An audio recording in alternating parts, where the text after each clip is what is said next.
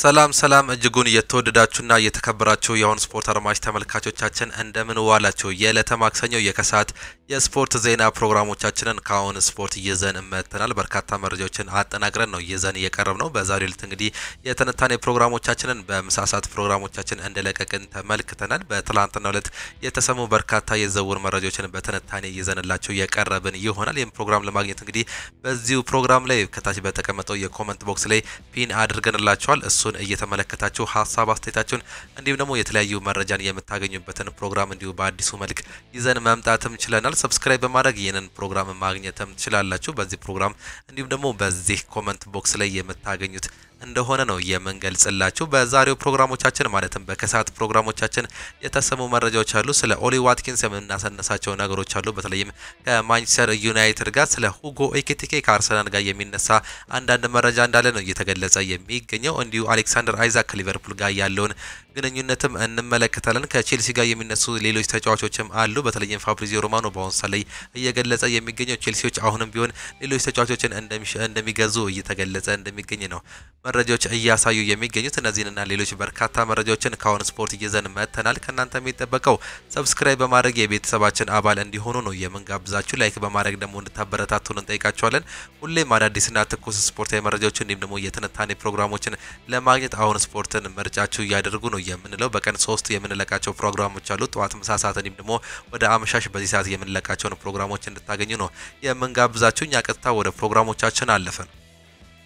አሌክሳንደር አይዛክ በኮንትራቱ ሁኔታ ከኒውካስል ዩናይትድ ጋር እያደረገው ያለው ግንኙነት ተቋርጧል። በአሁኑ ሰዓት ላይ ሊቨርፑል ተጫዋቹን ለማግኘት ትንሽም እድል እንዳለው ያምናሉ ሲል ነው ጄሚ ቤይሊ ይዞት የወጣው መረጃ የሚያሳየው። አሌክሳንደር አይዛክ በሊቨርፑል ራዳር ውስጥ እንደሆነ ይታወቃል። ኒውካስል ዩናይትዶች ይለቁታል ተብሎ ባይጠበቅም ነገር ግን አዲስ ኮንትራት እያቀረቡለት ይገኙ ነበር። ኒውካስል ዩናይትዶች በአሁኑ ሰዓት ላይ ከአሌክሳንደር አይዛክ ጋር የሚደረገው ግንኙነት እንደቆመ ነው እየገለጸ የሚገኘው። ምናልባት በዚህ እድል ሊቨርፑሎች ሊጠቀሙ እንደሚችሉ እየተገለጸ ይገኛል። አርሰናልም የዚህ ተጫዋች ፈላጊ እንደነበር ይታወቃል። በገንዘቡ ብዛት ምክንያት ዝውውሩ እንደቆመ ከዚህ በፊት የምናስታውሰው ጉዳይ ነው። ሚኬል አርቴታ የዚህ ተጫዋች አድናቂ መሆናቸው እንዲሁም ደግሞ ሌሎች በርካታ የአርሰናል ደጋፊዎች እንዲሁም ደግሞ ለአርሰናል የሚቆረቆሩ ሰዎች ይህን ተጫዋች በአርሰናል ቤት በለንደን እንዲመለከቱት ይፈልጉም ነበር። መጨረሻው የምንመለከተው ይሆናል።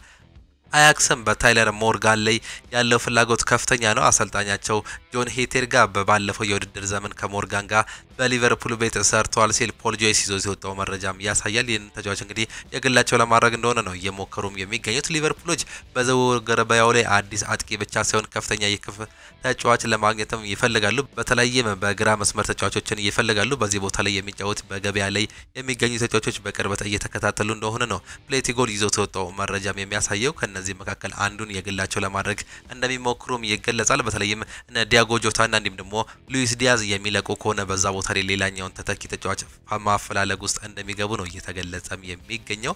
ባየር ሙኒኮች ሉዊስ ዲያስን በእጩ ዝርዝራቸው ውስጥ ጨምረውታል። ባየር ሙኒኮች አሁንም ከኒኮል ተማልዴ በላይ ከፍተኛ ደረጃ ያለው የግራ ክንፍ ተጫዋች ይፈልጋሉ። በዲያዝ ላይ ሁሉንም መረጃዎች ሰብስበዋል። ነገር ግን እስካሁን ከሊቨርፑል ጋር ምንም አይነት ንግግር የለም። ተስማሚ ዋጋ ከመጣ ሉዊስ ዲያዝ ሊቨርፑልን ይለቃል። በተጨማሪም ሊቨርፑሎች አዲስ የክንፍ ተጫዋች እንደሚፈልጉ ነው እየተገለጸም የሚገኘው። ባየር ሙኒኮች ብዙ አማራጮችን መገምገምን ቀጥሏል። ዲያዝ አሁንም በዝርዝራቸው ውስጥ እንዳለ ፕሌቲጎል እንዲሁ ጨምሮ የገለጸው መረጃ ነው የተገለጸው። ሙሐመድ ሳላ ባለፈው የውድድር ዓመት የሰበራቸውን ሪካርዶች ደግሞ እንመልከት። ሙሐመድ ሳላ እንግዲህ በ2024-25 የውድድር ዘመን እጅግ በጣም አስደናቂ ጊዜን እንዲሁም ደግሞ በእንግሊዝ ፕሪሚየር ሊግ ኮከብ ተጫዋችነትን እንዲሁም ደግሞ ኮከብ ጎል አግቢነትን ማሸነፉንም ተመልክተናል በ28 ጎል። በዚህም የተነሳ የተለያዩ ሪካርዶችን ማስመዝገብም ችሏል። በኦገስት 17 በመክፈቻ ጨዋታ ብዙ ግብ ያስቆጠረ ተጫዋች መሆንም ችሏል። እንዲሁ በተመሳሳይ በኦገስት 17 በ350 ጨዋታ 300ኛው የግብ አስተዋጽኦ ማድረግም የቻለ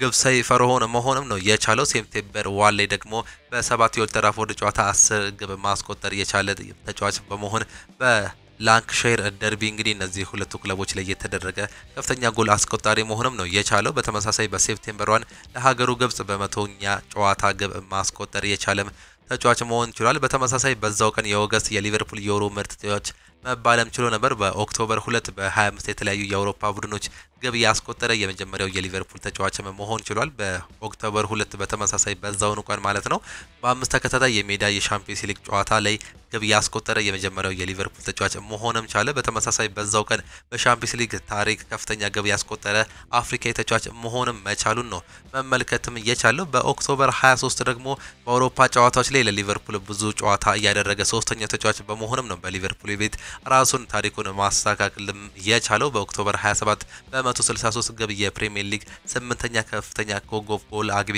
መሆንም ችሏል። በአሁኑ ሰዓት ላይ እንግዲህ 8ኛ በእንግሊዝ ፕሪሚየር ሊግ ኮከብ ጎል አግቢ መሆኑ ነው እየተከተለ የሚገኘው። በሚቀጥለው ዓመት የሚያስቆጥሯቸው ጎሎችን ደግሞ በዚህ ደረጃ ከፍ እንደሚያደርገው እየተመለከተንም እንገኛለን። መሐመድ ሳላህ ባለፈው የውድድር ዓመት የሰበራቸውን እንዲሁ ስንመለከት እንግዲህ ስንቀጥል በኖቬምበር 2 በ164 ግብ ፕሪሚየር ሊግ ላይ 8ኛ ግብ አስቆጣሪ በመሆን ራሱን ማሻሻልም ችሎ ነበር። ኖቬምበር 8 ላይ የኦክቶበር የሊቨርፑል የወሩ ምርጥ ተጫዋች መባል ችሏል። በሲዝኑ 10 ግብ እንዲሁም ደግሞ 10 አሲስት ማድረግም ችሏል። በኖቬምበር 9 ላይ በዛችኑ ቀን ነበር ይህን ታሪክ በራሱ መያዝም የቻለው። 100ኛ የሜዳ ውጭ ግብ ማስቆጠር የቻለም ተጫዋች መሆኑም ችሎ ነበር በኖቬምበር 24። በዲሴምበር ደግሞ 4 ላይ በ37 የተለያዩ ጨዋታዎች ላይ ግብ እንዲሁም ደግሞ አሲስት በማስመዝገብ ሪከርድ በራሱ ላይ ማስጨበጥም ችሏል። 50ኛ የሻምፒዮንስ ሊግ ግቡንም ማስቆጠር ችሎ ነበር በዚሁ በተጠናቀቀው የውድድር ዘመን። የኖቬምበር የሊቨርፑል የወሩ ምርጥ ተጫዋችም በመባል እንግዲህ ዳግም ለሶስተኛ ጊዜ ማሸነፍም ቻለ። የፕሪሚየር ሊጉ የወሩ ምርጥ ተጫዋችም በዛው ወር ማሸነፉን ነው ዲሴምበር 13 እየተመለከት ነው። በሊቨርፑል ቤት 100ኛ አሲስቶን ማስመዝገብ ችሎ ነበር በዛኛው ወር ላይ ማለት ነው በዲሴምበር። እንዲሁ ከገና በፊት 10 ግቦችን እንዲሁም ደግሞ 10 አሲስቶችን ያስመዘገበ የመጀመሪያው ተጫዋች በመሆን በእንግሊዝ ፕሪሚየር ሊግ በዲሴምበር 22 የራሱን ታሪክ ማስመዝገብም ቻለ። እንዲሁ በተመሳሳይ በዛው ወር እንግዲህ በ6 የተለያዩ የውድድር ዘመናት 10 ግብ እንዲሁም ደግሞ 10 አሲስት ያስመዘገበ ብቸኛው ተጫዋች በመሆን በእንግሊዝ ፕሪሚየር ሊግ ራሱን ታሪኩን ማሻሻልም መቻሉን ነው የተመለከት ነው። በ229 ግብ የሊቨርፑል አራተኛ ከፍተኛ ግብ አስቆጣሪም በመሆን የራሱን ሪከርድ ማሻሻል ቻለ። በ267ኛው የፕሪሚየር ሊግ ጨዋታ 250ኛ የግብ አስተዋጽኦ ማስመዝገብ የቻለም ተጫዋች ነው። 171 ግብ እንዲሁም ደግሞ 79 አሲስቶችን ማስመዝገብ ችለዋል። 30ኛ የግብ አስተዋጽኦ ላይ የደረሰ ማለትም 17 ግብ እንዲሁም ደግሞ 13 አሲስት በማስመዝገብ እንግዲህ የራሱን ታሪክ ማስመዝገብ ችሎ ነበር በዲሴምበር 29። ከዛ በኋላ ራሱን ማሻሻልም ችሏል። መጨረሻ ሲጨርስ እንግዲህ በ28 ጎሎች እንደሆነም ይታወቃል። የእንግሊዝ ፕሪሚየር ሊግ ከፍተኛ አሲስት አድራጊዎች ተቀላቅሏል በ82 አሲስቶችም ማለት ነው። እንዲሁ ደግሞ በ8 ተከታታይ የውድድር ዘመናት 20 ግቦች ላይ ያስቆጠረን ተጫዋች መሆኑን ነው በእንግሊዝ ፕሪሚየር ሊግ መሐመድ ሳላህን መመልከት እየቻለው 28 ጎሎችን በማስቆጠር ነው በዚህ ዓመት እንግዲህ የውድድር ዘመኑ ኮከብ ተጫዋች እንዲሁም ደግሞ ኮከብ ግብ አስቆጣሪ በመባል እንግዲህ ማሸነፍም እየቻለው። ይህንን ሁሉ ሪከርድ በዚሁ ዓመት ብቻ ነው ማግኘትም እየቻለው። ፋብሪዚዮ ሮማኖ ይናገራል። ቼልሲዎች ገና እንዳልጨረሱ እየሰማው እገኛለሁ። የክንፍ አጥቂ ገበያውን እያሳሱ ይገኛሉ። ሌላኛው የክንፍ አጥቂ ሊጨምሩ ይችላሉ ሲል ነው ሀሳቡንም መግለጽ የቻለው። ቼልሲዎች በአሁኑ ሰዓት ላይ በዚሁ ራዳር ውስጥ እንዳሉ ነው እየገለጸ የሚገኘው። የተለያዩ ተጫዋቾችን እያስፈረሙ ይገኛሉ። ስቲቫውን እንግዲህ ከክለብ ወርልድ ካፕ በኋላ የተጫዋች ከቼልሲ ጋር የሚቀላቀልም ይሆናል። ጆ ፔድሮ እንዲሁም ደግሞ ጄሚ ጊተንስ ቼልሲ ያስፈረማቸው በተከታታይ በሁለት ቀን ውስጥ ያስፈረማቸው ተጫዋቾች መሆናቸውን ተመልክተናል። ገና ቼልሲዎች ሌሎች ተጫዋቾችንም እንደሚያስፈርሙ ነው እየተገለጸ የሚገኘው። ነገር ግን ቼልሲዎች የሚያስፈርሟቸው ተጫዋቾች አሁንም ቢሆን ገና ወጣት መሆናቸው ነው እየተገለጸ የሚገኘው። ጆ ፔድሮ ገና 23 ዓመቱ እንደሆነ ይታወቃል። ከዚህ እድሜ በታችም ሊሆን እንደሚችል ቀጣይ የሚፈርሙት ፈራሚዎች እየተገለጸ ነው የሚገኘው። ቼልሲ ከመስመር አጥቂ በተጨማሪ አዲስ የማል ተከላካይ ለመግዛት እያሰቡም ይገኛሉ ሲል ነው ፋብሪዚዮ ሮማኖ እንዲሁ መጨመር የቻለው። ምናልባትም እነ ማርኮ ጉይን ሊመለከት የሚችልበት እድል አለ። በእርግጥ ማርኮ ጉይ 26 ዓመቱ እንደመሆኑ መጠን ምናልባት አማራጭ ላይሆን ይችላል። ነገር ግን የተለያዩ ተጫዋቾችን ሊመለከቱም ይችላሉ። ቼልሲ አሁንም ቢሆን የማል ተከላካይ በተለይም አንድ የማል ተከላካይ አጣማሪ እንደሚፈልጉ ነው ፋብሪዚዮ ሮማኖም ገለጸው። ቼልሲ ከመሐመድ ቅዱስ ወኪል ጋር ንግግሮችን ቢያደርጉ ምንም አይነት ነገር አልተለወጠም። በአንጻሩ ቶተናም ተጫዋቹን ለማግኘት የተሻለ ግፊት እያደረገ እንደሆነ ነው እየተገለጸ የሚገኘው። መሐመድ ቅዱስ ከሌሎች ስሞች ጋር ተያይዞ ነበር። በተለይም ከአርሰናል ጋር ከዚህ በፊት ስሙ እንደተያያዘ የምናስታውሰው ጉዳይ ነው። ከአያክስ ከመምጣቱ በፊት እንዲሁም ደግሞ ከአያክስ ከወጣም በኋላ ስሙ እንዲሁ ሲያያዝ ቆይቶም ነበር። በአሁኑ ሰዓት ላይ ከቼልሲ እንዲሁም ደግሞ ከቶተናም ጋር ስሙ እየተያያዘ ይገኛል። ቶተናም ግፊት አድርጎ እንግዲህ የተሻለ ደረጃ ላይ መድረሱን የተመለከተ ሲሆን አሁንም ቢሆን ግን ቼልሲ ቼልሲዎች ይህን ተጫዋች የመፈለግ ፍላጎት እንዳለው ፋብሪዚዮ ሮማኖ በሰፊው የገለጸው። ቼልሲዎች የጊተንስ እንዲሁም ደግሞ የዣኦ ፔድሮን ዝውውር ሙሉ በሙሉ ከጨረሱ በኋላ ሌላ አጥቂ ማስፈረማቸው ወደፊት የሚታይ ይሆናል ሲል ጃኮብ ስተርሊንግ ለቼልሲ ቅርብ የሆነው ጋዜጠኛም ነው የገለጸ የሚገኘው። በአሁኑ ሰዓት ላይ የአጥቂ ስፍራ ቦታዎችን ሁለት ተጫዋቾችን በማስፈረም እንግዲህ ራሳቸውን ማጠናከር ችሏል። ሌሎች ተጫዋቾችን ያስፈርሙ በዚህ ቦታ ይሆን እንደሚሆነው እንመለከታለን ሲል ነው እየገለጸ የሚገኘው። መሐመድ ቅዱስ ከዌስትሃም ሊለቅ መቻሉ መዶሻዎቹን ኬርናር ዲቪሬ ሃለን ወይም ደግሞ ቻርሊ ኩቹኩሜካ ላይ ትኩረት እንዲያደርጉ ሊያደርጋቸው እንደሚችል ነው ቤን ጃኮብስ እንዲሁም ደግሞ ቲምቶክ እየዘገበም የሚገኘው። እነዚህ ሁለቱ ተጫዋቾች ከቼልሲ ጋር ይለቃሉ ተብሎ የሚጠበቁ ተጫዋቾች ናቸው። በተለይም በአሁኑ ሰዓት ላይ መሐመድ ቅዱስ ለቶተናም ቅርብ መሆኑ ተከትሎ እንግዲህ እነዚህ ሁለቱ ተጫዋቾች ራዳር ውስጥ መግባታቸው እየተገለጸም ይገኛል። ከብዙ ተጫዋቾች ጋር ስሙ የሚያያዘው ማንቸስተር ዩናይትድ አሁን ላይ ደግሞ ከአስቶን ቪላው አጥቂ ስሙ ጋር እንደተያዘ ነው እየተገለጸ የሚገኘው። ዴንማርካዊ የማንቸስተር ዩናይትድ የፊት መስመር ተጫዋች የሆነው ራስመስ ሆይሉንድ ማንቸስተር ዩናይትድን በያዘው የክረምት የዝውውር መስኮት የሚለቀም ከሆነ እሱን ለመተካት በእጩ ዝርዝር ውስጥ ከመካተቱ አንዱ ተጫዋቾች ኦሊ ዋትኪንስ እንደሆነ ይታወቃል። በዚህም እንግዲህ ምናልባት ራስመስ ሆይሉንድ ደግሞ የዚህ የዝውውር አካል ሊሆን እንደሚችል ነው መረጃዎች እየወጡ የሚገኙት። ኦሊ ዋትኪንስ በማንቸስተር ዩናይትድ የአጥቂ ራዳር ውስጥ መገኘቱን በትላንትና ዕለት እንግዲህ ይፋ የተደረገ ጉዳይ እንደሆነ የምናስታውሰው ጉዳይ ነው። ማንቸስተር ዩናይትድ የተለያዩ የአጥቂ ስፍራዎች ተጫዋቾችን እየተመለከተ ይገኛል። እና ሁጎ ኤኪቲኬ የመሳሰሉ እንዲሁም ደግሞ ቪክተር ዮከረስ የመሳሰሉ ተጫዋቾችን አሁንም እየተመለከተ ይገኛል። ከእንግሊዝ ፕሪሚየር ሊግ ኦሊ ዋትኪንስን መመልከቱ ነው የተገለጸው። የፕሪሚየር ሊጉን አጥቂዎች በማደል ላይ የሚገኘው ቼልሲ የማንቸስተር ዩናይትድ የፊት መስመር ተጫዋች የሆነው አሌሃንድሮ ጋርናቾን ለማስፈረም ከማንቸስተር ዩናይትድ ጋር ንግግር በማድረግ ላይ እንደሚገኝ ዊትሰል የተባለው ጋዜጠኛ ነው ይዞት የወጣው መረጃ የሚያሳየው። በጥር የዝውውር መስኮት ይህን ተጫዋች እንግዲህ እንደሚፈልጉት ገልጾም ነበር። በተለይም በገንዘብ ጉዳይ ነበር ከማንቸስተር ዩናይትድ ጋር መስማማት ያልቻሉት። ማንቸስተር ዩናይትድ 75 ሚሊዮን ፓውንድ እየጠየቀ ሲሆን ቼልሲ ግን 65 ሚሊዮን ፓውንድ አቀርቦም ነበር። በአሁኑ ሰዓት ላይ አሌሃንድሮ ጋርናቾ ከማንቸስተር ዩናይትድ ጋር ይፋዊ ልዩነት እንደሚፈጠር ነው እየተገለጸ የሚገኘው። በተለይም አሰልጣኝ ሩበን አሞሪም አሌሃንድሮ ጋርናቾን ክለብ ፈልጉ ካሉት በኋላ እንግዲህ የተጫዋች ከማንቸስተር ዩናይትድ ጋር ያለው እህል ውሃ እንደተቋረጠ በርካቶችም ያነሳሉ። በአሁኑ ሰዓት ላይ ቼልሲ የዚህ ተጫዋች ዳግም ፈላጊ ሆኖ ብቅ ብሏል ሲል ይሁ መረጃ አሳይቷል። አርሰናል ሁጎ ኤኪቲኬ ላይ ፍላጎት አለው ስለሚለው ወሬ ተጨባጭ መረጃ የለኝም። እኔ ማቀው በሁጎ ኤኪቲኬ ዝውውር ውስጥ ምንም አዲስ ነገር እንዳልተፈጠረ ነው ሲል ፋብሪዚዮ ሮማኖ መረጃውን ማጋራትም የቻለው። ስሙ ከአርሰናል ጋር ባለፉት ሁለት ቀናት ውስጥ እንግዲህ ሁጎ ኤኪቲኬ ተነስቶም ነበር። በተለይም የቪክተር ዮከረስ እንዲሁም ደግሞ የቤንጃሚን ሴስኮ ገንዘብ ከፍ ማለቱን ተከትሎ ሁጎ ኤኪቲኬን ይመለከቱታል የሚሉ በርካታ መረጃዎች ወጥተው ነበር።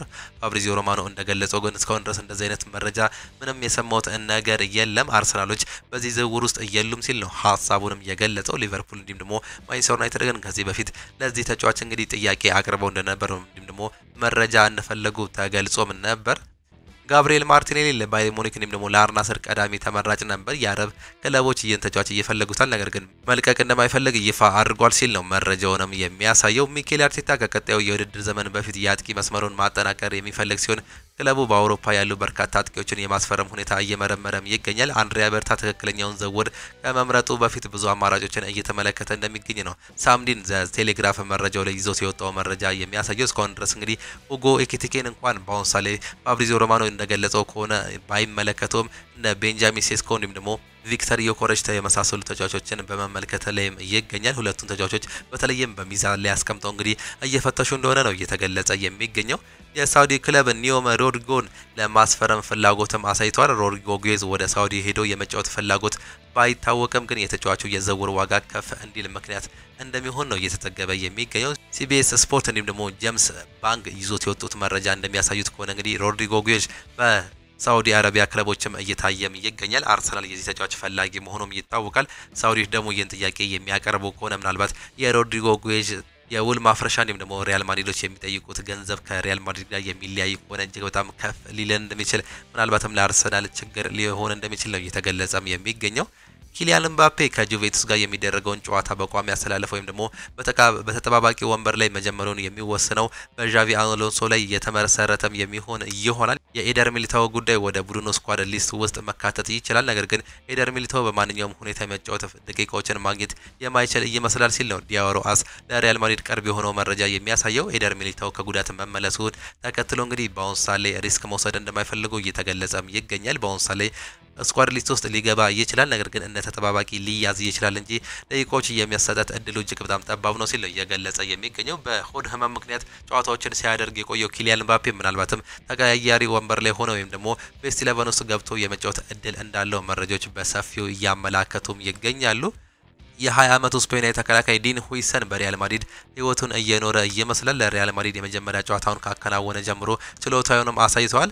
ከኋላ ኳሶች ያቀብላል እናም በራስ መተማመኑ እጅግ በጣም ያስገርማል ሲል ነው አሲዞት የወጣው መረጃ የሚያሳየው። ባለፉት ጨዋታዎች ራሱን እጅግ በጣም እያሳየ የሚገኘው የ20 ዓመቱ ዲን ሁይሰን በሪያል ማድሪድ ቤት ትልቅ ስራን ይሰራል ተብሎ የሚጠበቅም ተጫዋች ነው።